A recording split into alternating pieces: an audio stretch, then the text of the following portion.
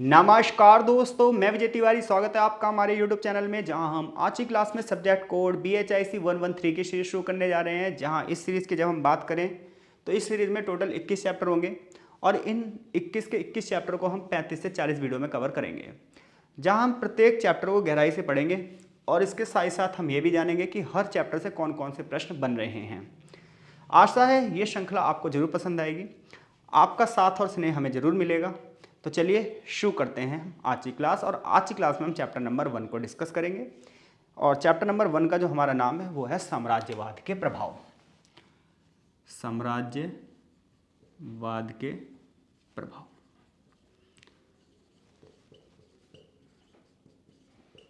Chapter को पढ़ने के बाद जो आपको पता चलेगा वो ये पता चलेगा कि जब ब्रिटिशर्स भारत में आए और उन्होंने इस पूरे के पूरे एरिया को कंट्रोल कर लिया तो उसका प्रभाव हम पर क्या पड़ा, यानी कि उपनिवेशवाद का भारत की सामाजिक व्यवस्था पर क्या प्रभाव पड़ा, राजनीतिक व्यवस्था पर क्या प्रभाव पड़ा, आर्थिक व्यवस्था पर क्या प्रभाव पड़ा, क्या ये प्रभाव सकारात्मक थे या पूर्णतः नकारात्मक थे। इन तमाम चीज़ों पर इस चैप्टर में चर्चा की जाएगी।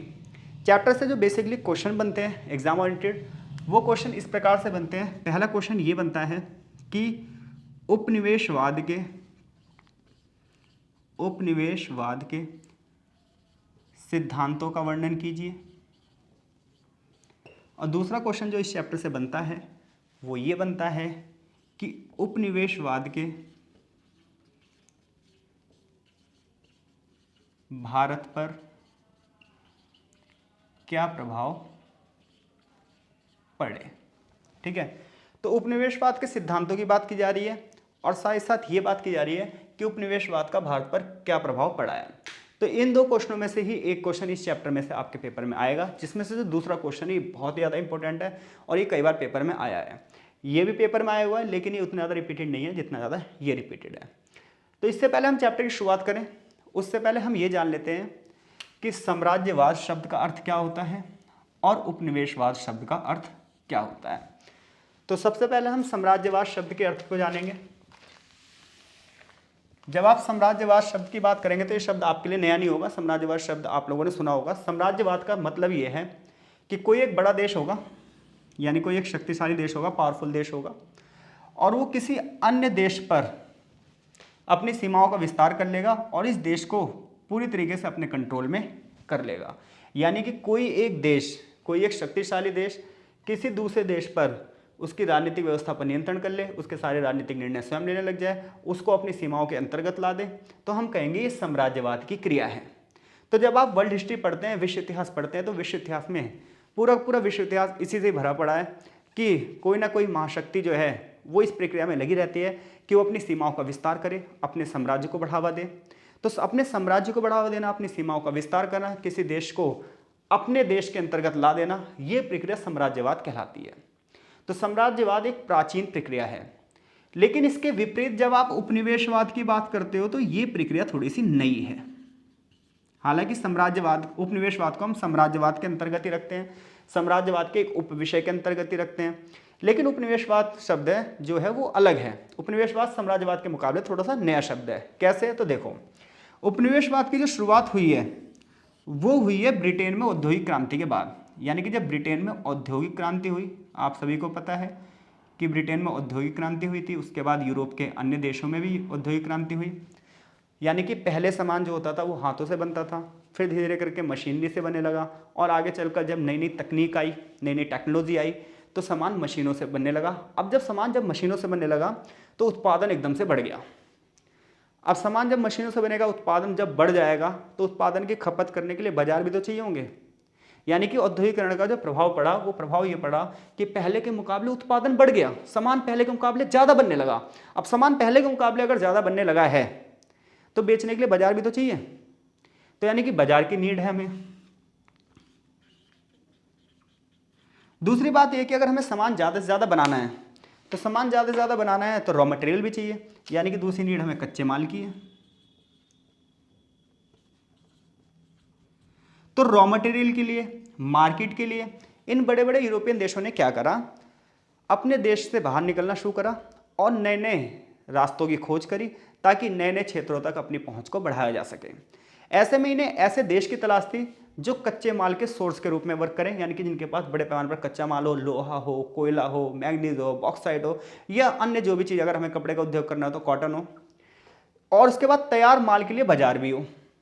तो कच्चे माल की खोज और बाजार की आपूर्ति के लिए इन देशों ने क्या करा, अपनी सीमाओं से बाहर निकले, समुद्री यात्राएं करी, अमेरिकी महाद्वीप की खोज करी, एशिया की ओर जाने वाले रास्ते की खोज करी।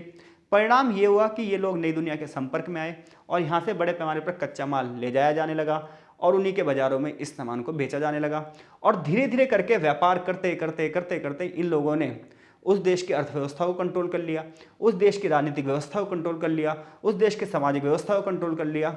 और फिर ये जो प्रक्रिया आई, इसी प्रक्रिया को बोला गया उपनिवेशवाद। तो संक्षेप में उपनिवेशवाद एक ऐसी प्रक्रिया है जिसमें कोई देश के व्यापारिक तंत्र अपने देश के राजनीतिक तंत्र के साथ मिलकर दूसरे देश के संसाधनों पर नियंत्रण करेंगे। उस देश से उन्हें कोई सहानुभूति नहीं होगी। फॉर एग्जाम्पल, भारत को ब्रिटेन ने अपना उपनिवेश बनाया, उपनिवेश मतलब कॉलोनी बनाया, ठीक है। उसे भारत से कोई भी सहानुभूति नहीं थी, वो सिर्फ अपने स्वार्थ की पूर्ति में लगा था। जितना ज़्यादा से ज़्यादा हो सके यहाँ से कच्चे माल को अपने देश में ले आया जाता था, वहाँ से सामान को बनाकर हमारे देश में बेचा जाता था और बड़े पैमाने पर हमारे यहाँ से एक बहुत बड़ी पूंजी ब्रिटेन जाती रही। तो ये पूरी प्रक्रिया जो है वो उपनिवेशवाद की प्रक्रिया है। तो आई होप सो आप साम्राज्यवाद शब्द का अर्थ भी समझ सकें और आई होप सो आप उपनिवेशवाद शब्द का अर्थ भी समझ सकें। अब हम बात करेंगे अपने चैप्टर के पहले क्वेश्चन की, और हमारा पहला क्वेश्चन ये था कि उपनिवेशवाद के विभिन्न सिद्धांतों का वर्णन कीजिए।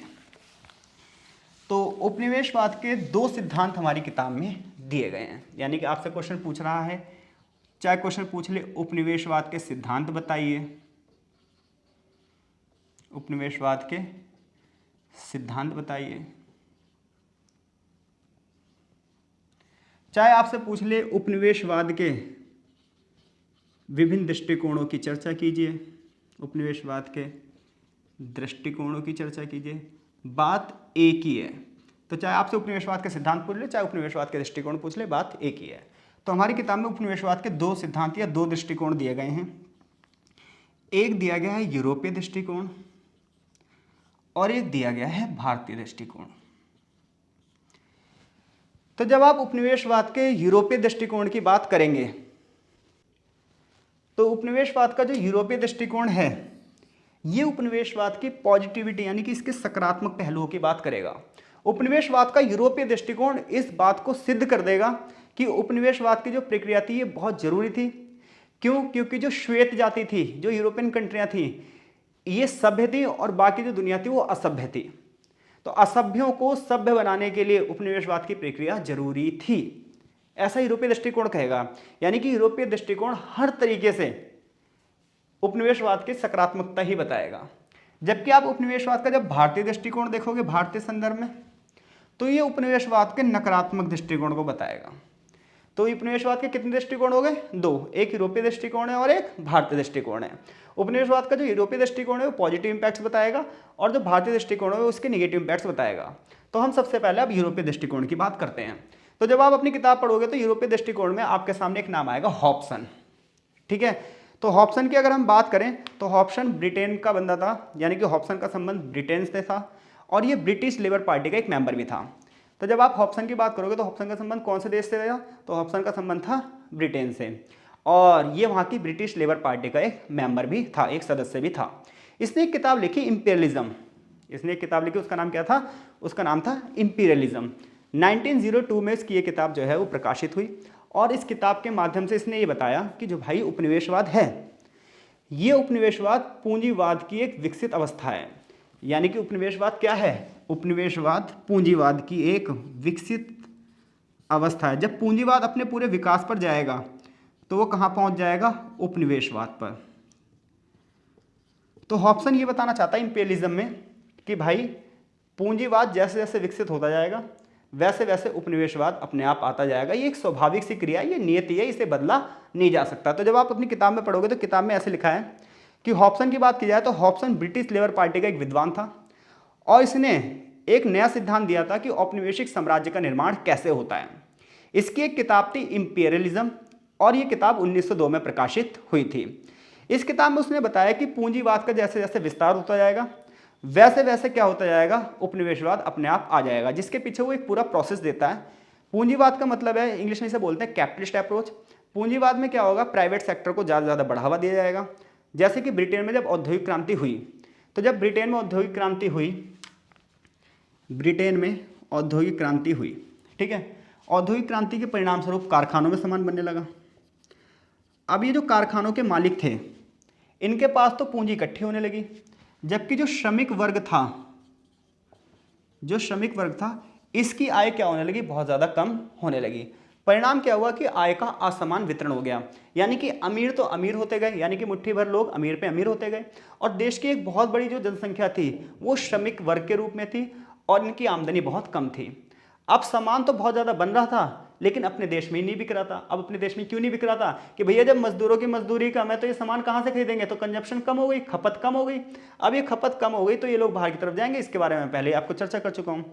तो किताब आप देखेंगे तो किताब में लिखा होगा कि हॉब्सन कह रहा है कि जब पूंजीवाद अपनी विकसित अवस्था में आएगा तो बड़ी मात्रा में उत्पादन होगा, उत्पादन की वजह से आय का असमान वितरण होगा, कुछ लोग अमीर पर अमीर होते जाएंगे और एक बहुत बड़ी जनसंख्या गरीब पे गरीब होती जाएगी। अब जो ये अमीर लोग होंगे ये सोचेंगे कि मैं अपने पैसे का इन्वेस्टमेंट कहाँ पर करूँ। अब ये इन्वेस्टमेंट करने के लिए छोटे छोटे देश की ओर अग्रसर होंगे और ये इन छोटे देशों में इन्वेस्टमेंट करेंगे, वहाँ का रॉ मटेरियल लेंगे और वहाँ के बाजारों में अपना सामान बेचेंगे। इस प्रकार से पूंजीवाद से जो व्यवस्था शुरू हुई थी, मैक्सिमम प्रॉफिट कमाने की जो बात शुरू हुई थी, वो बात जाकर उपनिवेशवाद पर खत्म हो गई। ये बात कौन कह रहा है, हॉब्सन। क्लियर है। हॉब्सन के बाद एक और व्यक्ति आए, रुडोल्फ हिलफर्डिंग। रुडोल्फ हिलफर्डिंग की बात करें तो इनका संबंध जर्मनी से था। जर्मनी में ये फाइनेंस मिनिस्टर भी रहे थे, वहाँ के वित्त मंत्री भी रहे थे कुछ समय के लिए, लोकतंत्र को बढ़ावा दे रहे थे, एक बहुत बड़े इकोनॉमिस्ट भी थे। इन्होंने भी अर्थव्यवस्था में इस सिद्धांत की पुष्टि की है। इनका ये मानना था कि जब पूंजीवाद एकदम विकसित अवस्था में आएगा तो उस दौरान क्या होगा, बड़े बड़े बैंकों की स्थापना होगी, बहुत सारी फाइनेंशियल मशीनरीज की स्थापना होगी। लाइक डेट अगर किसी भी देश में प्राइवेट सिस्टम ज़्यादा से ज़्यादा है तो वहाँ बैंकिंग सेक्टर भी अच्छे से अच्छे होंगे। आज की डेट में आप देखोगे तो WTO, IMF, वर्ल्ड बैंक जैसी जो संस्थाएं वर्क कर रही हैं। तो ये कह रहे हैं कि पूंजीवाद जैसे जैसे विकसित अवस्था में जाएगा वैसे वैसे बड़ी बड़ी संस्थाएं आएंगी और धीरे धीरे करके जो पूंजीवाद है वो इन बड़ी बड़ी संस्थाओं के कंट्रोल में आ जाएगा। जैसे आज अगर आप देखें तो पूरा जो पूंजीवादी सिस्टम है वो बड़ी बड़ी संस्थाओं के अंतर्गत ही कार्य कर रहा है। ऐसे आगे चलकर एक नाम और आएगा, VI लेनिन। VI लेनिन जिन्होंने रूसी क्रांति का जनक कहा जाता है और आगे चलकर सोवियत संघ के पहले राष्ट्रपति बने।